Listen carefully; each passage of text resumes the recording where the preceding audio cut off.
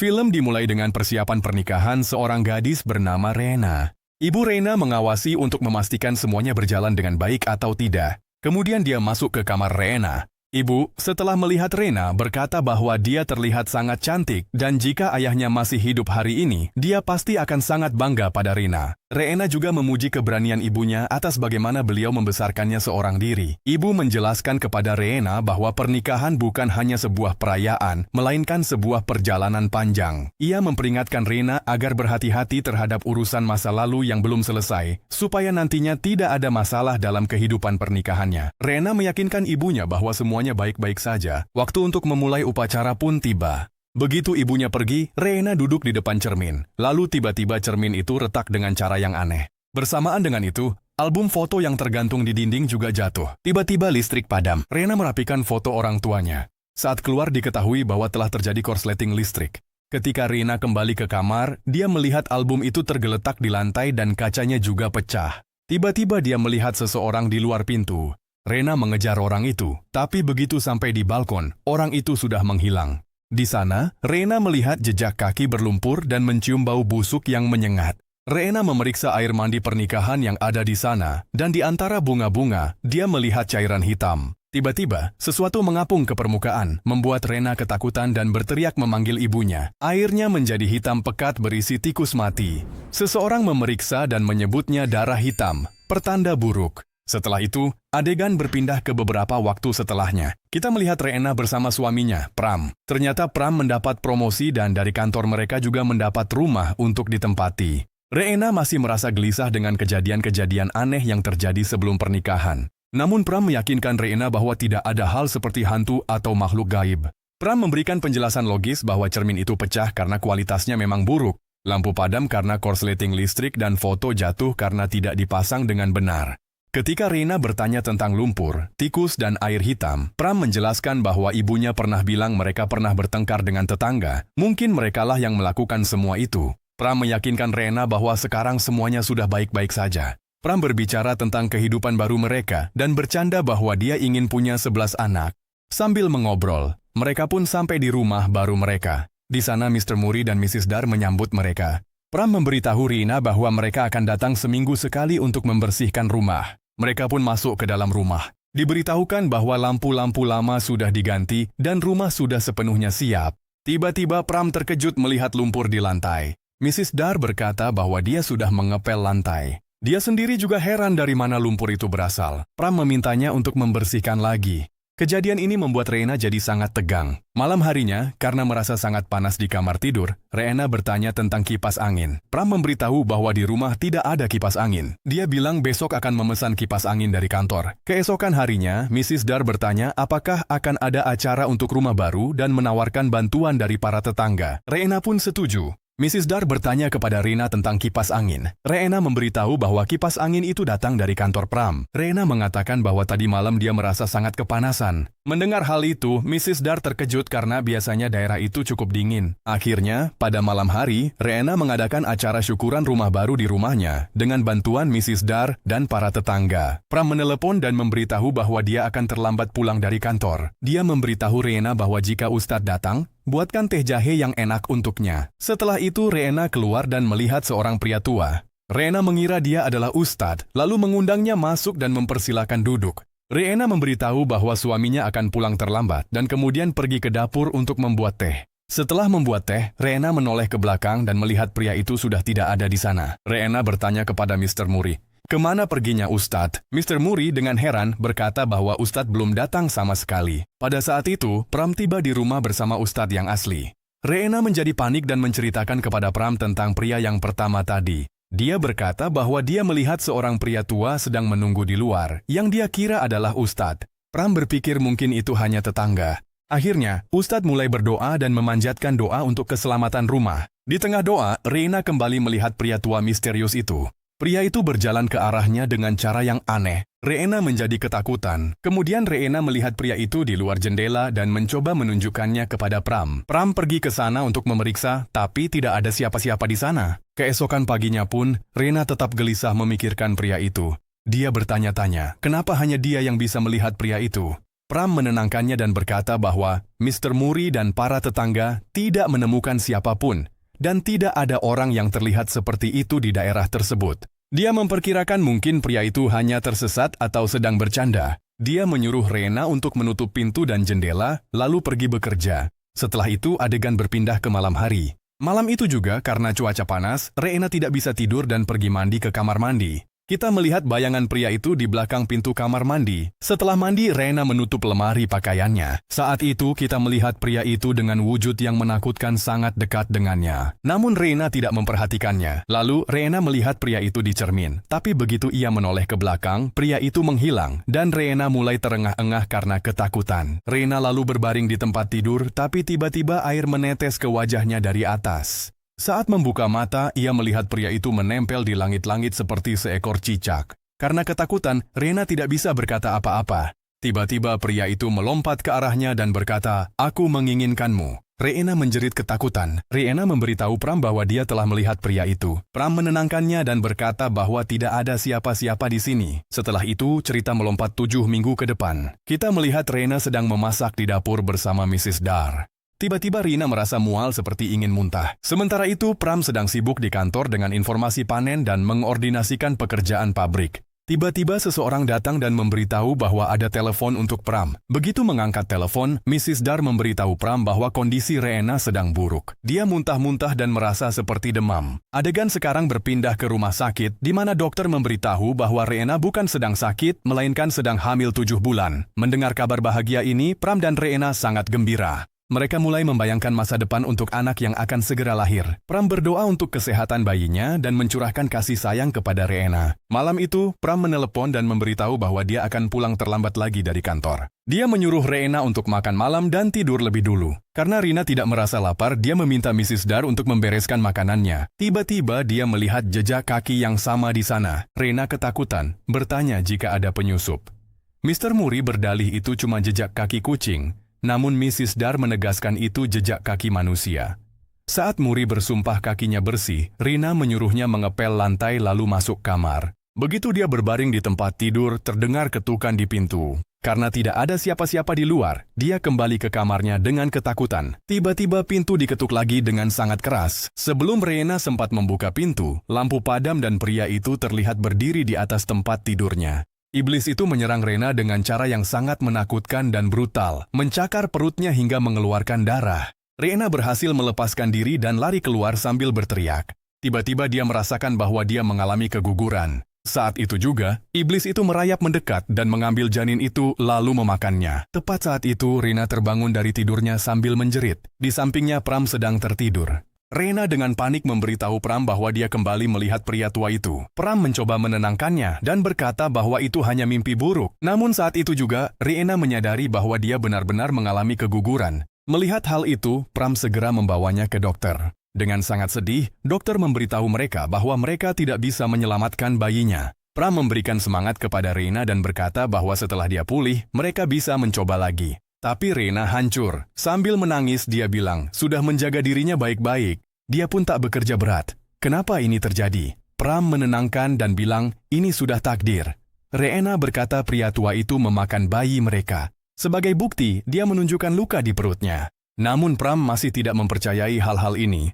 Dia berpikir bahwa Rena sendiri yang membuat bekas luka itu dengan kukunya saat kesakitan. Akhirnya, keesokan harinya Pram menyuruh Rena untuk beristirahat dan pergi ke kantor. Begitu Pram pergi, Rena bertanya kepada Mr. Muri apakah dia mengenal seorang dukun. Dia meminta Muri untuk memanggil seseorang seperti itu tanpa memberitahu Pram. Atas permintaan Rena, Mr. Muri membawa seorang dukun bernama Mr. Narto. Rena mengucapkan terima kasih kepada mereka karena telah datang. Mr. Narto meminta izin untuk melihat dengan mata ketiganya. Dia melakukan doa agar rahasia yang tersembunyi di tubuh Rena atau kekuatan jahat di rumah ini bisa terungkap di hadapannya. Setelah menyelesaikan ritual, Mr. Narto meyakinkan Rina bahwa kecurigaannya memang benar. Rena telah terkena ilmu hitam dan karena kutukan inilah dia mengalami keguguran. Namun, mereka belum bisa mematahkan sihir ini karena mereka belum yakin jenis ilmu hitam apa yang digunakan. Untuk sementara demi keamanan, Mr. Naruto memberikan beberapa benda kepada Reina dan memintanya untuk meletakkannya di sudut-sudut rumah. Ia secara khusus menekankan agar Reina berdoa kepada Allah dan memohon perlindungan hanya kepadanya. Setelah itu, cerita pun berlanjut beberapa bulan ke depan. Kita melihat bahwa Pram sedang duduk di beranda. Ketika Mr. Muri memindahkan sebuah pot bunga dari sana,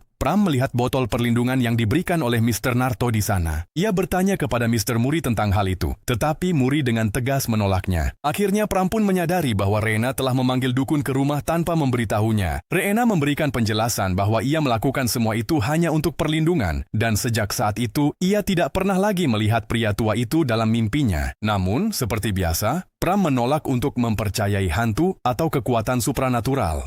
Dengan kesal, Pram membuang semua benda pelindung yang diberikan oleh dukun itu. Malam itu, saat Pram hendak keluar kamar, jendela terbuka ditiup angin. Pram menutupnya dan melihat jejak kaki yang sama lagi. Di malam hari, Reina terbangun lalu ke dapur mengambil air. Di sana, saat melihat pantulan pria tua itu di cermin, Reina ketakutan dan langsung berlari. Namun tiba-tiba dia terpeleset dan jatuh. Saat itu juga, makhluk jahat itu naik ke atas tubuhnya dan berkata, "Aku menginginkanmu."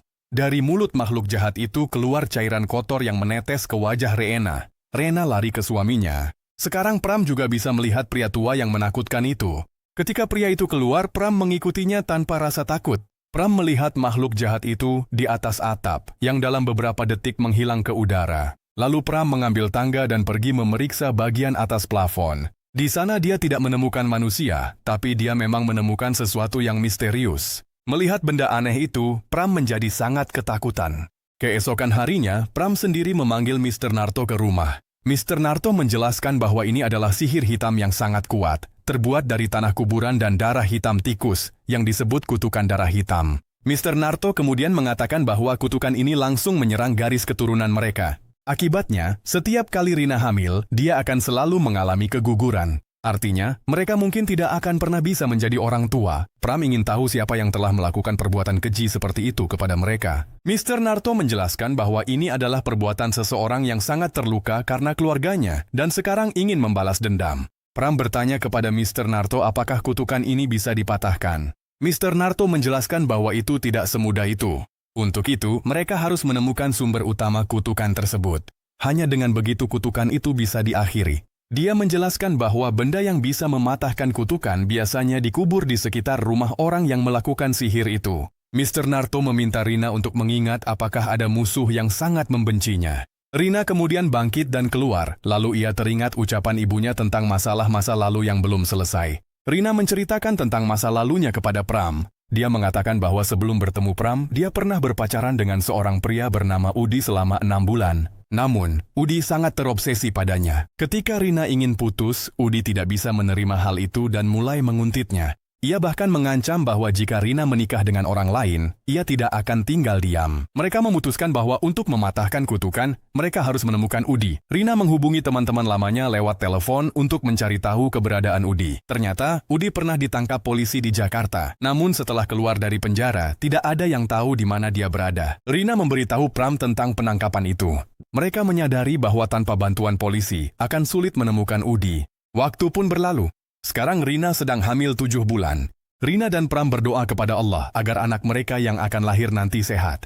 Rina bertanya apakah ada kabar dari polisi tentang Udi. Pram mengatakan sampai sekarang belum ada berita. Tiba-tiba, Shinta menelepon dan memberitahu bahwa Udi sudah ditemukan. Dia berada di rumah kakaknya di Slavi. Pram memutuskan untuk pergi ke Slavi bersama Pak Naruto. Dia meminta Rina untuk tetap di rumah dan memanggil ibunya agar dia tidak sendirian. Setibanya di rumah kakak Udi, Pak Naruto mengatakan bahwa dia tidak merasakan adanya benda terkutuk di sana. Pram mengaku sebagai teman Udi dan menanyakan tentang Udi. Kakaknya memberitahu bahwa Udi telah meninggal 6 bulan lalu dalam sebuah kecelakaan di tambang batu kapur. Pram memberitahu Rina lewat telepon bahwa Udi sudah meninggal. Pram berkata, Pak Naruto bilang, jika orang yang memberikan kutukan sudah meninggal, maka kutukan itu seharusnya hilang dengan sendirinya. Karena masalah Rina belum selesai, itu berarti sudah pasti ini bukan perbuatan Udi. Pram bertanya apakah ibunya punya musuh yang mungkin menjadi alasan Rina mengalami masalah ini. Rina menolak. Pram bilang mereka menunggu di rumah Kades demi info lanjut. Malamnya, ibu minta Rina istirahat. Ketika kaki Rina mengalami kram, ibunya menyuruhnya menggunakan air hangat dan pergi memanggil Budar. Begitu ibunya pergi, Rina kembali melihat jejak kaki itu dan benda-benda pelindung mulai rusak satu persatu. Rina ketakutan dan memanggil ibunya, tetapi ibunya terkunci di dalam sebuah kamar dan Pak Mori serta Budar terkunci di luar rumah. Saat itu juga air ketuban Rina pecah. Iblis itu datang dan meletakkan tangannya di perut Rina sambil berkata bahwa bayi ini tidak akan lahir hidup-hidup. Pada saat yang sama, Pram dan Pak Narto tiba di rumah. Begitu mereka datang, pintu pun terbuka. Pak Narto memerintahkan kekuatan jahat itu untuk keluar dari rumah. Lalu iblis itu melepaskan Rina. Pram menopang Rina karena ia mulai merasakan sakit persalinan. Mereka memohon kekuatan kepada Allah dan membantu proses persalinan Rina. Di satu sisi Pak Narto berusaha menahan iblis itu, sementara yang lain membantu proses persalinan. Akhirnya Rina berhasil melahirkan bayinya dengan selamat. Lalu Pak Narto juga berhasil mengusir iblis itu dengan menyebut nama Allah. Bayi yang baru lahir itu diberi nama Dwi. Dokter menjelaskan bahwa paru-paru bayi tersebut belum sepenuhnya berkembang, jadi ia harus dirawat di rumah sakit beberapa hari lagi untuk mendapatkan perawatan. Rina bertanya kepada Pak Narto, apakah kutukan itu sudah berakhir setelah kelahiran bayi. Pak Narto menjelaskan bahwa kutukan itu sebenarnya sudah menyatu dalam darah bayi. Selama kutukan itu belum sepenuhnya hilang, bayi ini tidak akan tumbuh seperti anak-anak normal lainnya. Pak Narto menjelaskan sebuah siklus kutukan yang mengerikan. 7 minggu berarti keguguran pertama. 7 bulan berarti kelahiran prematur anak kedua. Dia memperingatkan bahwa ketika anak itu berusia 7 tahun, pria tua itu akan kembali untuk mengambilnya. Setelah itu, cerita melompat 7 tahun ke depan. Suasana di rumah dipenuhi ketakutan dan kepanikan. Rina tidak bisa menemukan putrinya Dwi dimanapun. Semua orang bersama-sama mencari Dwi di sekitar rumah dan taman seperti orang panik. Akhirnya Rina melihat Dwi. Melihat Dwi memegang pisau, Rina melarangnya bermain dengan pisau dan meminta pisau itu darinya.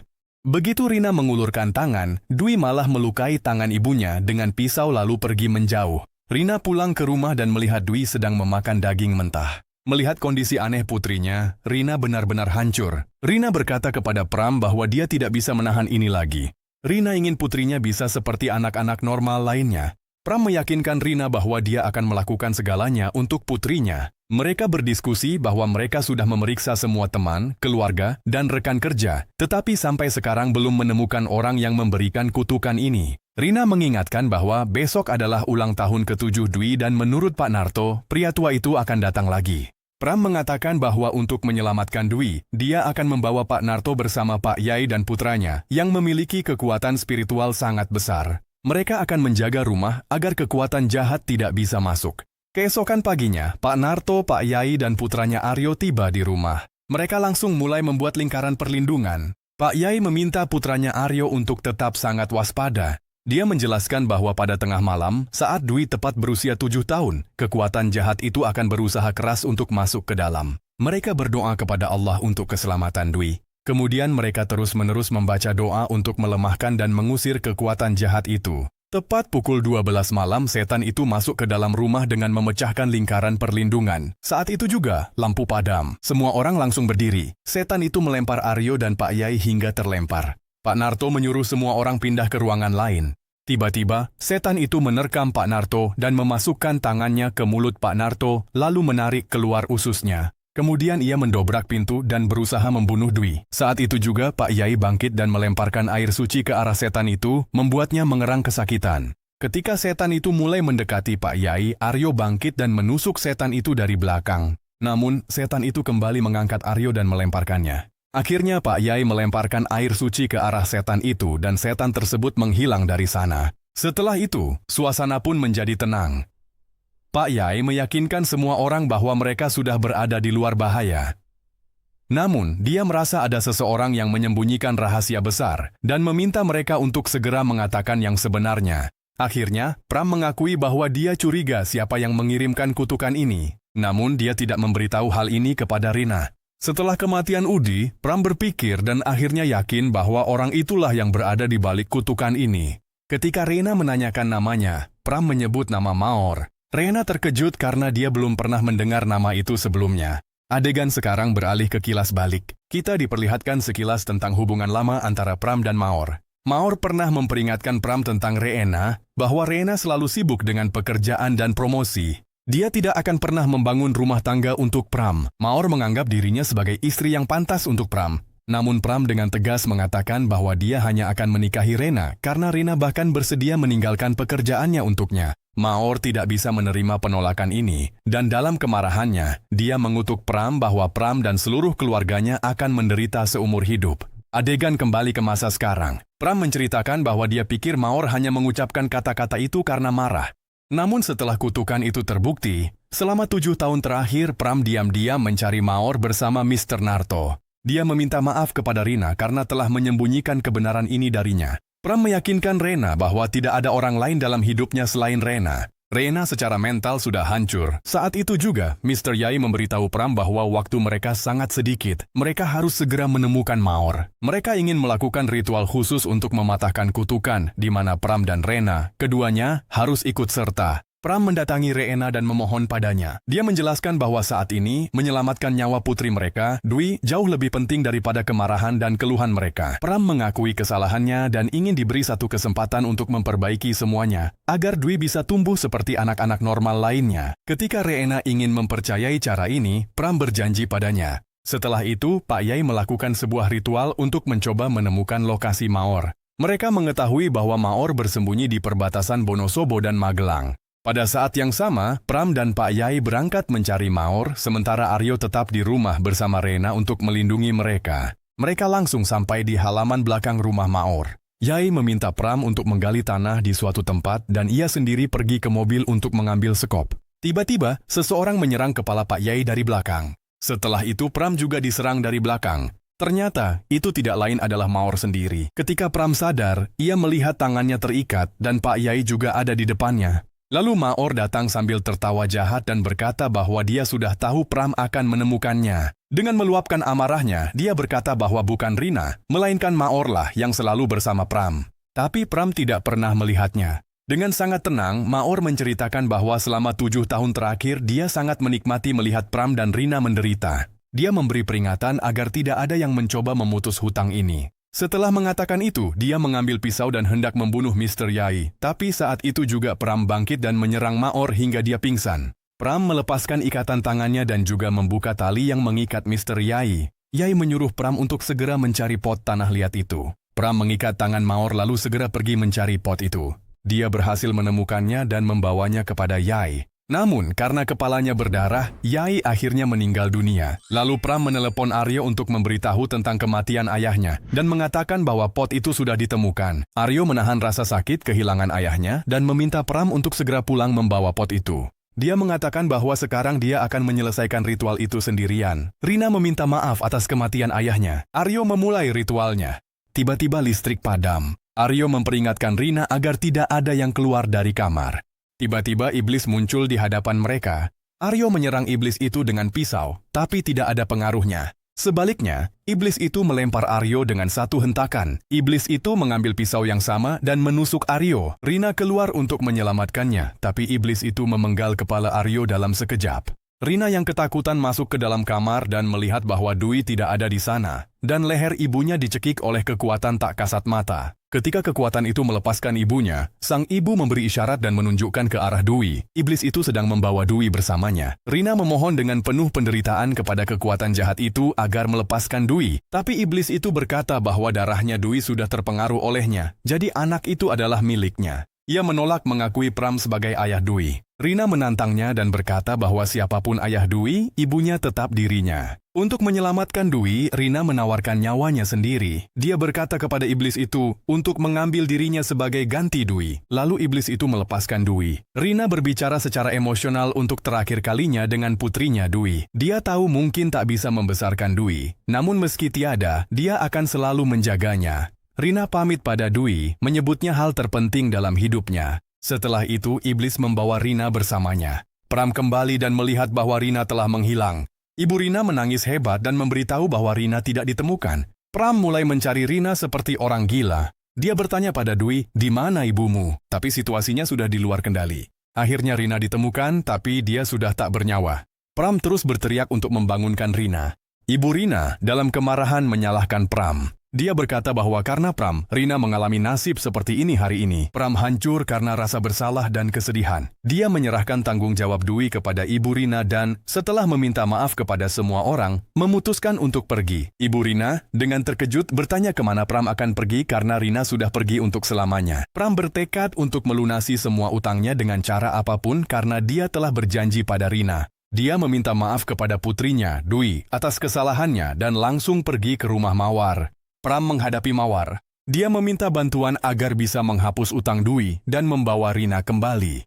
Namun Mawar malah menertawakannya dan mengingatkan bahwa dia sudah pernah bilang akan menghancurkan keluarga Pram. Dia berkata bahwa Pram telah melakukan kesalahan besar dengan datang ke sini. Setelah mengatakan itu, Mawar langsung menyerangnya dengan pisau besar. Terjadi pertarungan sengit di antara mereka. Ketika Pram mencoba merebut pisau dari tangan Mawar, Mawar mengambil pisau lain dengan tangan satunya dan menusuk wajah Pram. Pram berhasil mengendalikan Mawar dengan susah payah. Dia memohon-mohon agar Mawar mau melepaskan keluarganya. Namun Mawar dengan tegas menolak dan mengatakan bahwa dia tidak akan pernah melakukannya. Mawar kemudian menyerang lagi dan membakar wajah Pram. Dengan susah payah, Pram berhasil melepaskan diri dan mengambil senjata juga. Pertarungan di antara mereka terus berlangsung seperti itu. Pram sebenarnya tidak ingin membunuhnya, tapi akhirnya, karena terpaksa, dia memotong salah satu tangan Mawar. Mawar lalu mengambil senjata dengan tangan satunya dan kembali menyerang Pram.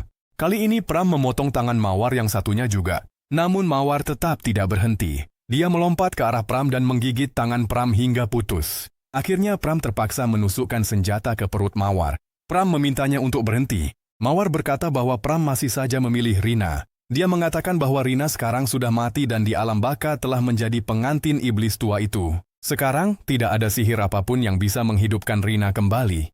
Mendengar hal itu, Pram yang marah memenggal kepala Mawar, dan dengan itu hutang pun berakhir.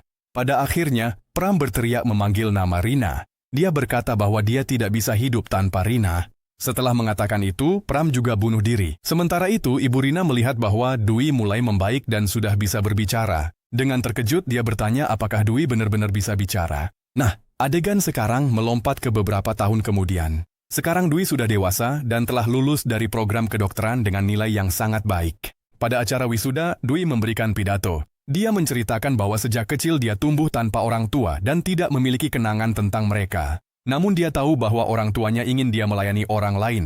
Itulah sebabnya dia mendedikasikan kesuksesannya ini untuk kedua orang tuanya yang telah tiada. Dan dengan itu film ini pun berakhir di sini.